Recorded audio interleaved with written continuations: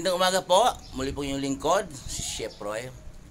Yung po palang mga college, magkapasukan pa lang po pala. Huli sila kaysa high school. May mga nakausap po akong mga estudyante po ng college. Sabi nila, parang tinamad daw silang mag-aral kasi po mga kaibigan nila, mga pinsan nila, matataas ang grade, matataas ang sila, mababa lang, mga sabi nila 78, 79, samantalang yung mga pinsan nila, minsan mayroon pa ngang 90, basta mataas yung mga pinsan. Sabi ko naman, tuloy lang yon kasi nung gano'n din naman yung panahon na, yung panahon ko, ng kabataan ko na mayroong mayroong nag-grade sila ng 78 o 77 pa minsan, pasang awa kung tawagin. Tapos yung iba naman talagang 90, 98, ganun, basta mataas ang grade na. Pero ngayon nagre-reunion sila, class reunion, nagkita-kita sila, yung mga matalino nung araw sa palengke lang nagtitinda ng mga kung ano-ano, kakanin, iba naman tinapa. Pero yung mga mahihina nung araw, yung mga mababa grade, mga 78, yun ang umi-sponsor ng kanilang reunion.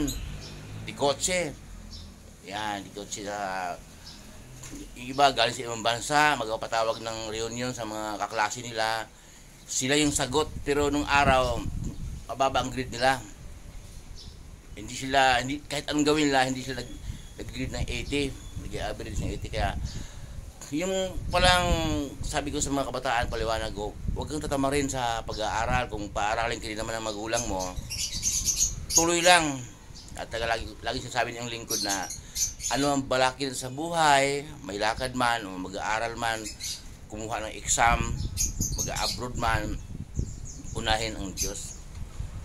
Sa Diyos tayo hingi ng gabay. At tungkol naman sa mababang grade, sa kamataas grade, mayroon din namang nag-aaral talaga, napakarami na pagdating ng panahon na tapos nilang mag-aaral, master na sila, mayroon naman mataas ang pinag-aralan, mataas ang grade nila na walang nangyayari, tamad mag-apply. Maliban na siguro kung cum laude ka, maraming gustong kumuha sa'yo at hindi ka na mahirapang mag-apply, cum laude ka nga. May mga pamangkin din naman akong cum laude, shout out nga pala sa yung pamangkin kong cum laude, si Simpred, yun, anak ni Ate Rosale, cum laude yun. Ayun. Hindi na mahirap mag-apply yun.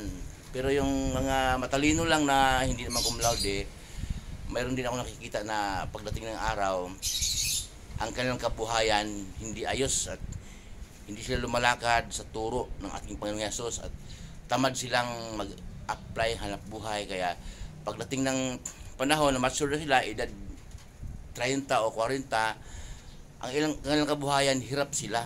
Hindi po nadadaan yan sa pataasan ng grade. Maganda rin yung mataas ng grade mo kasi proud ang magulang mo. Pero kaya sa mga kabataan dyan, may grade silang 78, 77, tuloy lang at huwag kalimutang humingi ng gabay kay Lord. Siya ang gagabay po sa atin. Muli po yung lingkod, si Chef Roy.